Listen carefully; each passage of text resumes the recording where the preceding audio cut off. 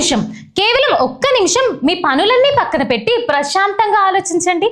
పొద్దున్న లేస్తే పేపర్లలో, టీవీలలో, సోషల్ మీడియాలలో కోట్ల రూపాయల ప్రజాధనంతో పేజీలకు పేజీల రంగుల అడ్వర్టైజ్మెంట్లు మనం చూస్తూనే ఉన్నాం.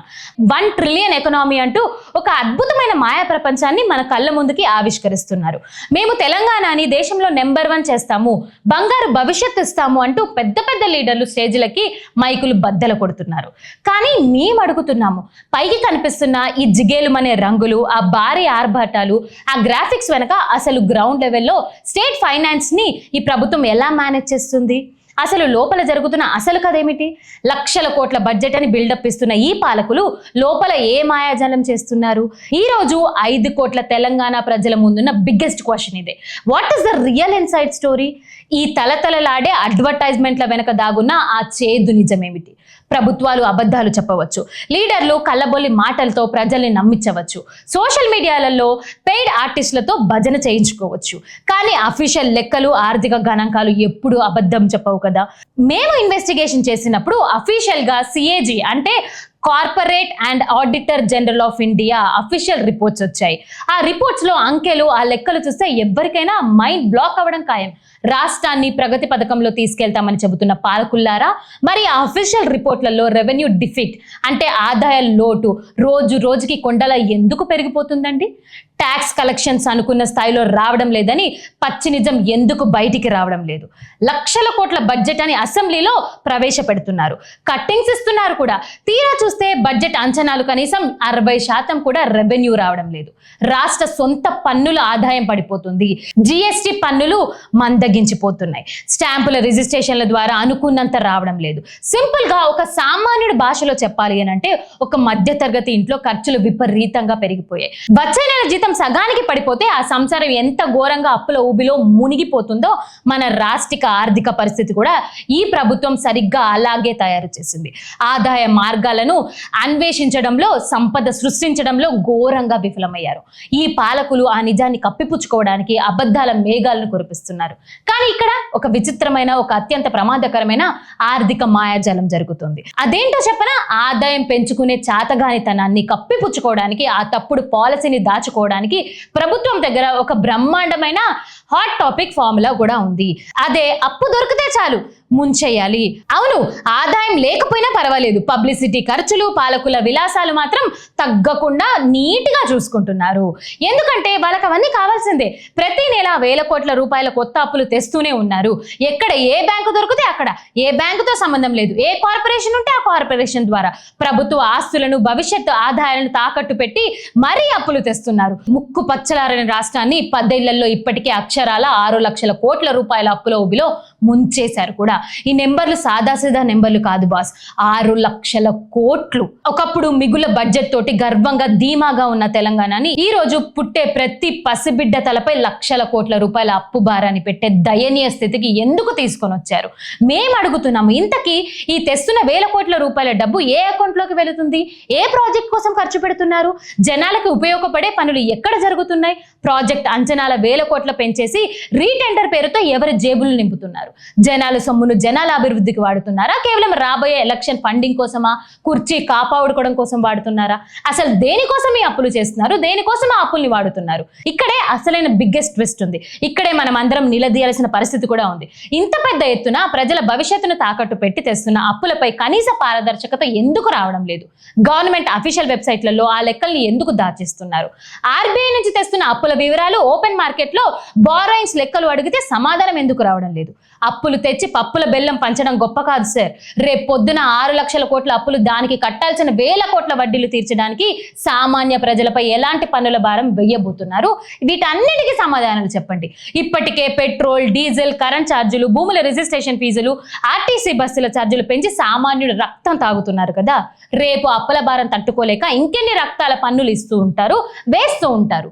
ఇదంతా చూస్తుంటే ఈ 1 ట్రిలియన్ ఎకనామీ అనేది కేవలం ఒక పాత పబ్లిసిటీ స్టంట్ అని స్పష్టంగా నిరూపిస్తుంది. ఇది ఒక పెద్ద ఇన్వెస్ట్మెంట్ ట్రాప్ కూడా. బయట దేశాల నుండి, అంతర్జాతీయ సంస్థల నుంచి అప్పులు, పెట్టుబడులు ఆకర్షించడానికి లోపల ఏమీ లేకపోయినా అంతా బాగుంది అని నమ్మించడానికి ఆడుతున్న ఒక పెద్ద ఫార్ములా ఇది కాదా? ఇది ఒక పెద్ద ఫైనాన్షియల్ డ్రామా ఇది కాదా? లోపల పునాదులు కదులుతుంటే గోడలకి రంగులు వేసి భవనం బలంగా ఉంది అన్నట్టు బయటికి చూపిస్తున్నారు. ప్రజల సొమ్ముతో పబ్లిసిటీ చేసుకోవడం కాదు సార్, ప్రతి పైసాకి అకౌంటబిలిటీ చూపించండి. మీ జేబులో నుంచి తీసి ఇస్తున్నట్టు ప్రకటనలు ఇచ్చుకుంటున్నారు కదా, కానీ ఆ ప్రతి రూపాయి వెనుక ఈ రాష్ట్ర రైతుల, కూలీల, మధ్య తరగతి ప్రజల కష్టార్జితం కూడా ఉంది. ఈ రోజు మేము మీడియా సాక్షిగా ప్రజల తరపున నేరుగా డిమాండ్ చేస్తున్నాము. ధైర్యం ఉంటే, మీ పాలనలో అవినీతి లేదని అనుకుంటే, ఆ లెక్కలు పక్కాగా ఉంటే రాష్ట్ర ఆర్థిక పరిస్థితిపై, ఆ 10 ఏళ్లలో తెచ్చిన అప్పులపై ఇమ్మీడియట్ గా ఒక వైట్ పేపర్ ని రిలీజ్ చేయండి. అంత బహిరంగంగా ప్రజల ముందు పెట్టేయండి. దానికి మీ ప్రభుత్వంలో ఉన్న భయం ఏమిటండి? రాష్ట్రాన్ని అప్పుల పాలు చేసి రేపు అప్పులు కట్టడానికి ప్రజల్ని బలి పశువులు చేయబోవడం లేదని మీరు ప్రమాణం చేసి చెప్పండి రేవంత్ రెడ్డి గారు. సమాధానం చెప్పండి. ప్రజలు గొర్రెలు కాదు, వాళ్ళు అన్ని నమ్మడానికి. ఇది కేవలం ఒక ఆర్థిక మాయాజాలం మాత్రమే కాదు, దీని వెనుక ఒక పెద్ద బ్రెయిన్ ప్లాంట్ కూడా ఉంది. అదేంటో చెప్పనా? ఉద్యోగాల ద్రోహం కూడా దాగి ఉంది. ఒక పక్క ఇంత అప్పులు తెస్తున్న ఈ ప్రభుత్వం మరి సొంత ఉద్యోగులకు, ఆర్టీసీ కార్మికులకు జీతాలు ఎందుకు ఇవ్వలేకపోతుంది? ఆ షాకింగ్ నిజాలేంటో ఇప్పుడు మనం క్లియర్ గా మాట్లాడుకుందాం. రాష్ట్రంలో అక్షరాల 6 లక్షల కోట్ల రూపాయల అప్పు సామ్రాజ్యాన్ని ఎలా సృష్టించారో అయితే ఇక్కడ అసలైన ట్విస్ట్ ఉంది బాస్. అసలు నమ్మశక్యం కానీ గుండెలు పిండేస్తున్న నిజం ఇక్కడే దాగుంది. నేను పాలకుల్ని సూటిగా అడుగుతున్నాను. ఒక పక్క ప్రతి నెల వేల కోట్ల రూపాయల కొత్త అప్పులు తెస్తున్నారు కదా, మరి ఆ డబ్బులని ఏమైపోతున్నాయి? ఏ అకౌంట్ లోకి వెళ్ళిపోతున్నాయి? రాష్ట్ర రథాన్ని తమ భుజాల మీద వేసుకుని నడిపిస్తున్న ప్రభుత్వ ఉద్యోగులక, రాత్రింబగళ్ళు కష్టపడి ఆర్టీసీ కార్మికులక, మన పిల్లల భవిష్యత్తు తీర్చిదిద్దే ఉపాధ్యాయులక, పోలీస్ సిబ్బందిక ప్రతి నెల 1వ తారీఖు శాలరీ ఎందుకు పడడం లేదు?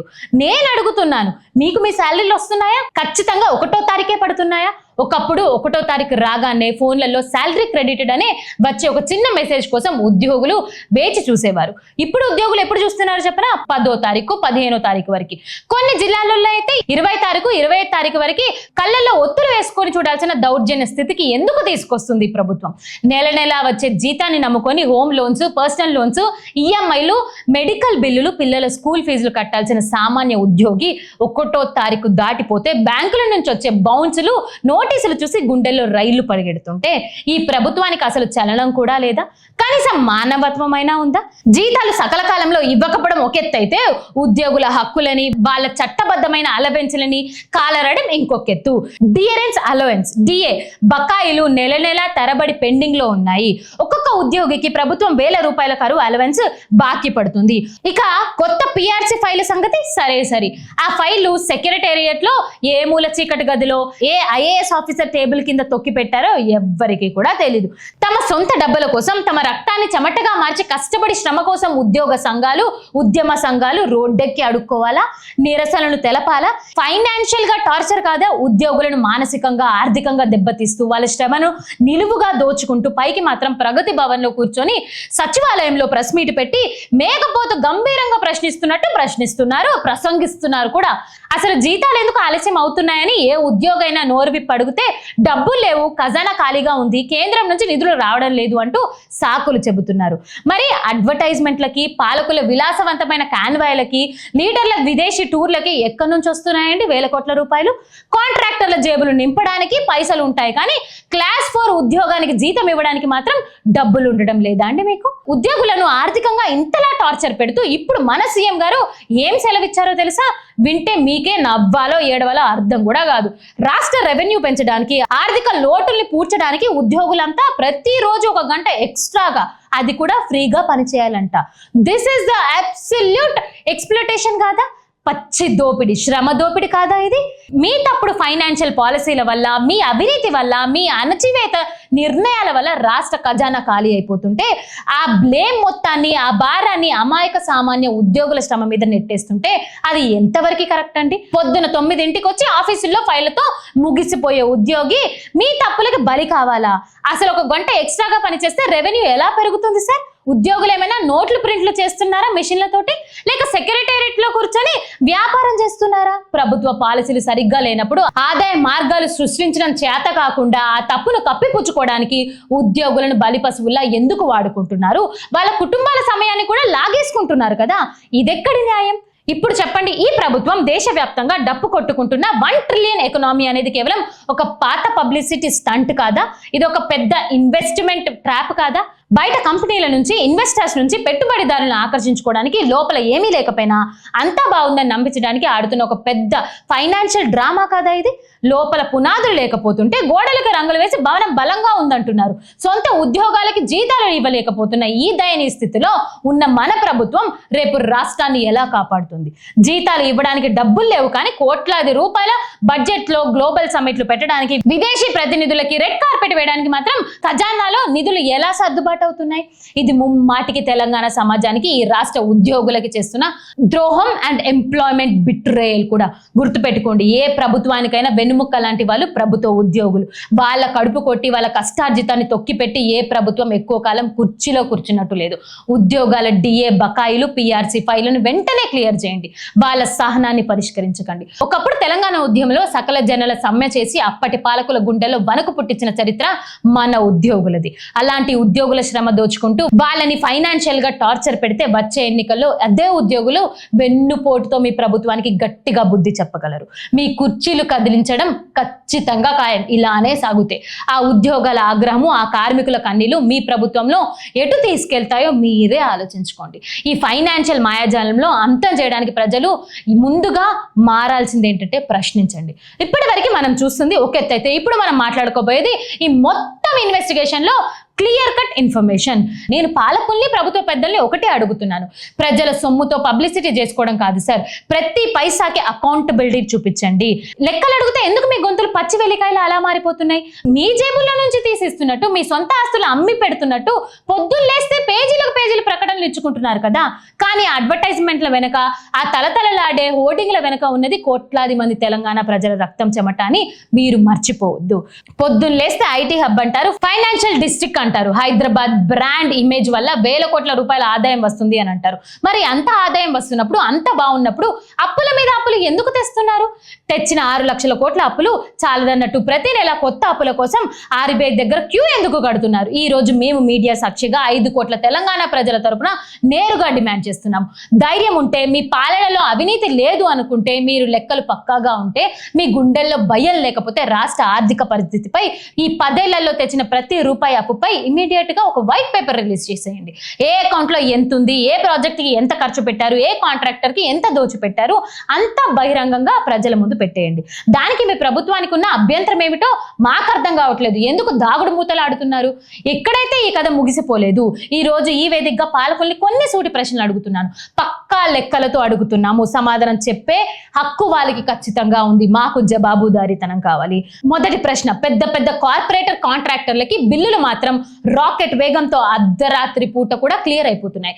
మరి సమాజానికి సేవ చేసే ఉద్యోగుల జీతాలు, ఉద్యోగుల పెన్షన్ డబ్బులు ఎందుకు నెలల తరబడి పెండింగ్ లో పెడుతున్నారు? కాంట్రాక్టర్ల మీద ఉన్న ప్రేమ సొంత ఉద్యోగులపై ఎందుకు లేదు? రెండో ప్రశ్న, 6 లక్షల కోట్ల భారీ అప్పు తెచ్చారు కదా, అందులో కనీసం 1% నిరుద్యోగ ఉద్యోగాలు ఇవ్వడానికి, నోటిఫికేషన్ సగల కాలంలో పూర్తి చేయడానికి, పేపర్ లీకేజ్ లేని వ్యవస్థను నిర్మించడానికి ఎందుకు వాడడం లేదు?